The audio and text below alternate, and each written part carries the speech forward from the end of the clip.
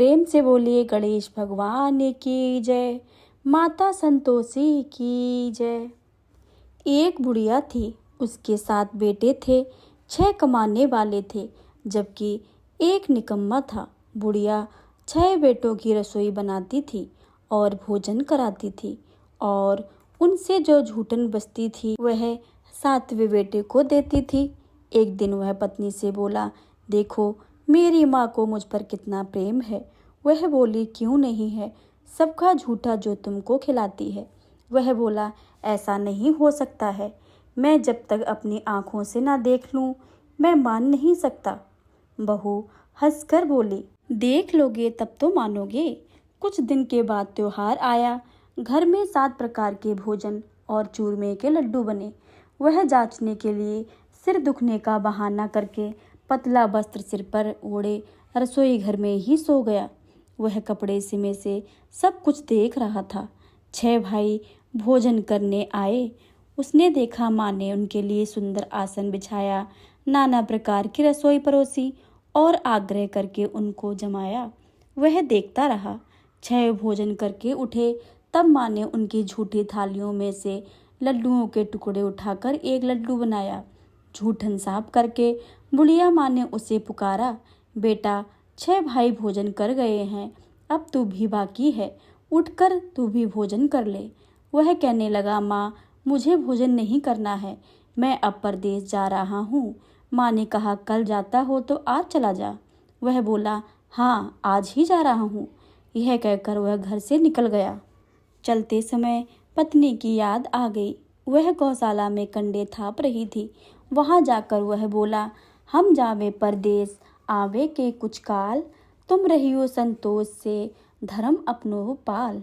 वह बोली, जाओ पिया आनंद से, हमारो सोच हटाए, राम भरोसे हम रहें, ईश्वर तुम्हें सहाय।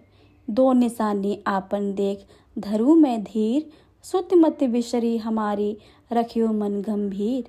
वह बोला, मेरे पास तो कुछ नहीं है, यह अंगूठी है, सो ले लो और अपनी कुछ निशानी मुझको दे दो।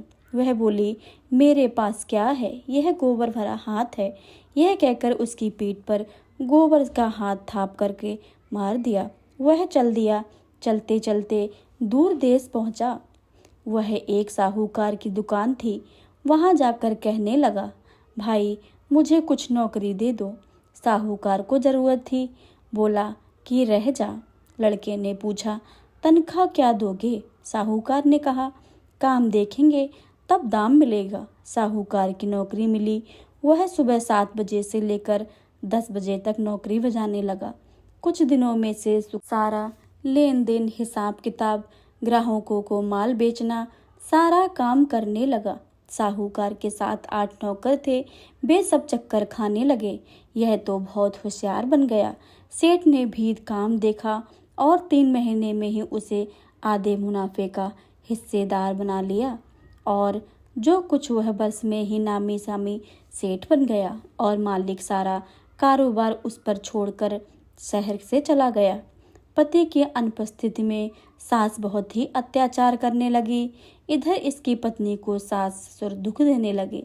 सारी गृहस्थी का काम करा के उसे लकड़ी लेने के लिए जंगल में भेजते। इसी बीच घर के आटे में से जो भूसी निकलती थी उसकी रोटी बनाकर रख दी जाती थी, और फूटे नारियल की नरेली में पानी। एक दिन वह लकड़ी लेने जा रही थी। रास्ते में बहुत सी स्त्रियां संतोषी माता का व्रत करते हुए दिखाई दी।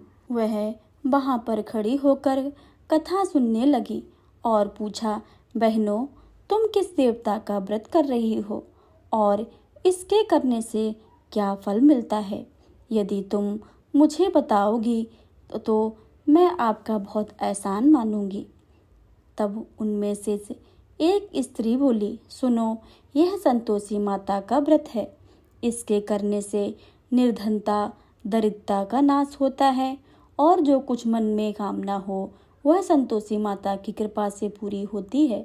तब उसने उससे व्रत की विधि पूछी। वह भक्तिन स्त्री बोली, 1.25 आने का गुड़ चना लेना, इच्छा हो तो 5.25 आने का लेना, 5.25 रुपए का भी ले सकते हो, सहूलियत के अनुसार ही लाना, बिना परेशानी और श्रद्धा व प्रेम से जितना बन सके उतना सवाया लेना। प्रत्येक शुक्रवार को निराहार रहकर कथा सुनना। इसके बीच क्रम नहीं टूटना चाहिए। लगातार नियम का पालन करना। सुनने वाला कोई ना मिले तो घी का दीपक जलाकर उसके आगे जल के पात्र को सामने रखकर कथा कहना। जब वह कार्य सिद्धि ना हो तो नियम का पालन करना और कार्य सिद्धि हो जाने पर व्रत का उद्यापन करना। 3 मास में माता फल पूरा करती हैं। यदि किसी के ग्रह खोटे भी होते हैं तो माता वर्ष भर में कार्य सिद्धि करती हैं। फल सिद्धि होने पर उद्यापन करना चाहिए, बीच में नहीं करना चाहिए। उद्यापन में 2.5 सेर आटे का ख्वाजा और इसी परिमाण से खीर तथा चने का साग बनाना। 8 लड़कों को भोजन कराना। जहाँ तक मिले देवर जेठ भाई बंधु के हों, ना मिले तो रिश्तेदार और पास पड़ोसियों को बुलाना। उन्हें भोजन कराकर यथाशक्ति उनको दक्षिणा देना। माता का नियम पूरा करना। उस दिन घर में खटाई न खाना। यह सुन बुढ़िया के लड़के की बहू चल दी। रास्ते में लकड़ी के बोझ को बेच दिया और उन पैसों से गुड़ चना लेकर माता के व्रत की तैयारी करी। आगे चली और सबसे सामने मंदिर देखकर पूछने लगी, यह किसका मंदिर है? सब कहने लगे, संतोषी माता का मंदिर है। यह सुनकर माता के मंदिर में जाकर चरणों में लौटने लगी कि मैं दीन हूँ। विनती करने लगी, मैं निपट अज्ञानी हूँ, व्रत के कुछ नियम नहीं जानती हूँ, मैं दुखी हूँ। हे माता जगत जननी, मेरे दुख को दूर करो, मैं आपकी शरण में आई हूँ। माता को दया आई। एक शुक्रवार ही बीता के दूसरे को उसके पति का पत्र आया और तीसरे शुक्रवार को उसका भेजा हुआ पैसा भी आ पहुंचा। यह देखकर जेठ जिठानी मुंह सिकोड़ने लगी। लड़के ताने देने लगे। काकी के पास तो पत्र आने लगे, रुपया आने लगा है, अब तो काकी की खातिरदारी बढ़ेगी। बेचारी सरलता से कहती है, भैया कागज आवे रुपया आवे, हम के लिए का अच्छा है। ऐसा कहकर आंखों में आंसू भरकर संतोषी माता के मंदिर में आकर मातेश्वरी के चरणों में गिरकर रोने लगी। मुझे पैसे से क्या काम है, मुझे तो अपने सुहाग से काम है, मैं तो अपने स्वामी के दर्शन मांगती हूँ। तब माता ने प्रसन्न होकर कहा कि जा बेटी, तेरा स्वामी आएगा। यह सुनकर खुशी से बावली होकर घर में जाकर काम करने लगी। अब माता संतोषी विचार करने लगी कि इस भोली पुत्री को मैंने कह तो दिया है कि तेरा पति आएगा, लेकिन कैसे? वह तो इसे स्वप्न में भी याद नहीं करता है। उसे याद दिलाने के लिए मुझे ही जाना पड़ेगा। इस तरह माताजी की बुढ़िया के बेटे के पास जा पहुंचे। स्वप्न में प्रकट होकर कहने लगी, साहूकार के बेटे सो रहा है या जागता है? वह कहने लगा, माँ सोता भी नहीं हूँ और जागता भी नहीं हूँ, कहो क्या आज्ञा है? माँ कहने लगी, तेरा घर बार कुछ है कि नहीं? वह बोला, मेरे पास सब कुछ है, माँ बाप है, बहू है, क्या कमी है? माँ बोली, भोले पुत्र तेरी बहू घोर कष्ट उठा रही है, तेरे माँ बाप उसे परेशानी दे रहे हैं, वह तेरे लिए तरस रही है, तो उसकी सुध ले जाकर। वह बोला, माँ मैं तो जाना चाहता हूँ, मुझे यह सब मालूम भी है, परंतु मैं कैसे जाऊँ? परदेश की बात है, लेन देन का कोई हिसाब नहीं हुआ है, कोई जाने का रास्ता पता ही नहीं चल रहा है, कैसे चला जाऊँ? माँ कहने लगी, मेरी बात मान, सवेरे नहा धोकर संतोषी माता का नाम ले, घी का दीपक जलाकर दंडवत पर दुकान पर बैठ जा। देखते ही देखते सारा दिन लेन देन चुक जाएगा, जमा माल बिक जाएगा, सांझ होते होते धन की भारी ढेर लग जाएगा। अब बूढ़े की बात मानकर वह नहा धोकर संतोषी माता को दंडवत घी का दीपक जलाकर दुकान पर जा बैठा। थोड़ी देर होने पर रुपयों वाले आने लगे, हिसाब लेने देने लगे। कोठे से भरे सामान में खरीदारी नगद दाम से सौदा करने लगे। शाम तक धन की भारी ढेर सी लग गई। मन में माता का नाम लेकर माता के चमत्कार को देख प्रसन्न होकर घर के जाने के लिए वास्ते गहना कपड़ा सामान खरीदने लगा। यहाँ काम से निपटकर तुरंत घर को रवाना हुआ। उधर उसकी पत्नी जंगल से लकड़ी लेने जाती है। लौटते वक्त माताजी के मंदिर में विश्राम करती है तो उसके प्रतिदिन रुकने का जो स्थान ठहरा, धूल उड़ती देख वह माता से पूछती है कि हे माता, यह धूल कैसी उड़ रही है। माता कहती हैं, हे पुत्री, तेरा पति आ रहा है। अब तू ऐसा कर कि लकड़ियों के 3 बोझ बना ले, एक नदी के किनारे रख और दूसरा मेरा मंदिर पर और तीसरा अपने सिर पर। तेरे पति को लकड़ियों का गट्ठर देख मोह पैदा होगा, वह वहीं रुकेगा, नाश्ता पानी खाकर माँ से मिलने जाएगा। अब तू लकड़ियों का बोझ बना ले और उठाकर वह चौक में गट्ठर डालकर जोर से आवाज़ लगाना, लो सासू जी, लकड़ियों का गट्ठर लो, भूसे की रोटी दो, नारियल के खेपड़े में पानी दो, आज मेहमान कौन आया है। माताजी से बहुत अच्छा कहकर वह प्रसन्न करके मन से लकड़ियों के 3 गट्ठर बनाए, एक नदी के किनारे और एक माताजी के मंदिर पर रखा। इतने में मुसाफिर आ पहुंचा। सूखी लकड़ियां देखकर उसकी इच्छा उत्पन्न हुई कि हम यहीं विश्राम करके भोजन बना खा पी कर गाँव जाएंगे। इसी तरह रुककर भोजन बनाया, विश्राम करके गाँव को गया, सबसे प्रेम से मिला। उसी समय सिर पर लकड़ी का गट्ठर लिए वह उतावली सी आती है, लकड़ियों की भारी बोझ आंगन में डालकर जोर से 3 आवाज़ लगाती है, लो सासू जी, लकड़ियों का गट्ठर लो, भूसी की रोटी दो, आज कौन मेहमान आया है। यह सुनकर उसकी सासू बाहर आकर अपने दिए हुए कष्टों को भुलाने हेतु कहती है, बहू ऐसा क्यों कहती है, तेरा मालिक ही आया है, आ बैठ, मीठा भात खा, भोजन करके कपड़े का पहन। और आवाज़ सुनकर उसका पति बाहर आता है, अंगूठी देखकर व्याकुल हो जाता है। माँ से पूछता है कि माँ यह कौन है। माँ बोली, बेटा तेरी बहू है, जब से तू गया है तब से सारे गांव में भटकती फिरती है, घर का कोई काम काज नहीं करती है, 4 पहर आकर खा जाती है। वह बोला, ठीक है माँ, मैंने इसको भी देखा है और तुमको भी, अब दूसरे घर की चाबी दो, मैं उसमें ही रहूँगा। माँ बोली, ठीक है, जैसी तेरी मर्जी, वह वैसा ही कर। यह ले दूसरे मकान की चाबी। तीसरी मंजिल का कमरा खोलकर सारा सामान जमाया। एक दिन में राजा के महल के जैसा ठाट बाट बना गया। अब क्या था, वह सुख भोगने लगी। इतने में शुक्रवार आया। उसने अपने पति से कहा, मुझे संतोषी माता के व्रत का उद्यापन करना है। पति बोला, खुशी से कर लो। यह उद्यापन की तैयारी करने लगी। जिठानी के लड़कों को भोजन के लिए कहने गई। उन्होंने मंजूर कर लिया, परंतु पीछे से जिठानी ने अपने बच्चों को सिखाया, देखो भोजन के समय खटाई मांगना, जिसके उसका उद्यापन पूरा ना हो। लड़के जीमने आए, खीर खाना पेट भर खाया, परंतु बाद में खाते खाते कहने लगे, हमें खटाई दो, हमें खीर हमको भाती नहीं है, देखकर अरुचि होती है। वह कहने लगी, भाई खटाई किसी को नहीं दी जाएगी, यह तो माता संतोषी का प्रसाद है। लड़के उठकर खड़े हो गए, बोले, पैसा लाओ। भोली बहू कुछ नहीं जानती थी, उन्होंने पैसे दे दिए। लड़के उसी समय हाट करके इमली खटाई ले आए और खाने लगे। यह देखकर बहू पर माताजी ने कोप कर दिया। राजा के दूतों ने उसके पति को पकड़कर ले गए। जेठ जेठानी मनमाने वचन कहने लगी, लूट लूट कर धन इकट्ठा कर लिया है, अब सब मालूम पड़ जाएगा, जब जेल के धक्के खाएगा, मार खाएगा। बहू से यह सहन नहीं हुआ। बहू बोली, माता, मैंने ऐसा कौन सा अपराध किया है जो मुझे यह कष्ट मिल रहा है। माता के मंदिर में रोते हुए जाने लगी, अब हंसा कर भक्तों को रुलाने लगी। माता बोली, बेटी तूने उद्यापन करके मेरा व्रत भंग किया है।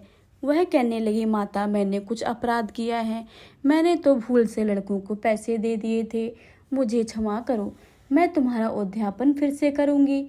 माँ बोली, अब भूल मत करना। वह कहती है कि अब भूल नहीं होगी, अब बतलाओ वो कैसे आवेंगे। माँ बोली, जा पुत्री, तेरे पति तुझे रास्ते में आते हुए मिलेंगे।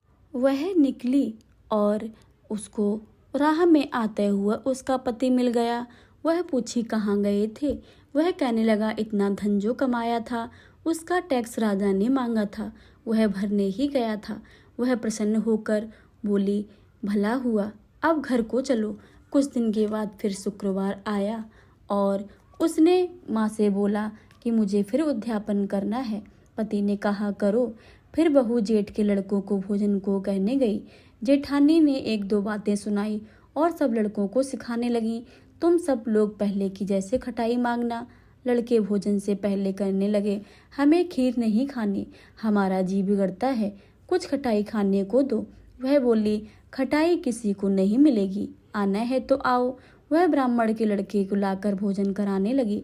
यथाशक्ति दक्षिणा दी, एक एक फल दिया उन्हें।